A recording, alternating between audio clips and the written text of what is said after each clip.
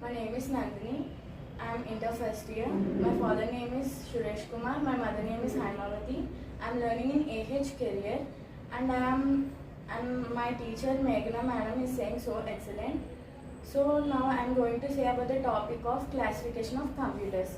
Classification of computers are divided into three types: analog computers, digital computers, hybrid computers.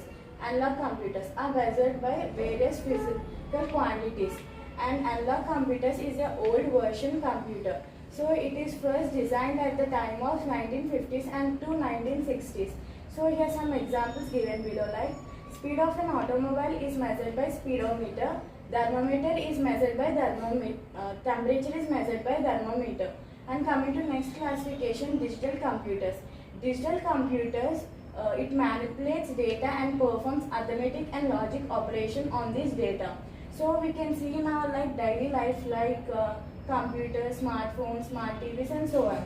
So they are expressed in binary code by using 0 and 1s.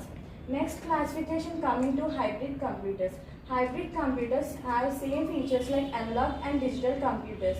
So hybrid computers are used in process of control and robotics.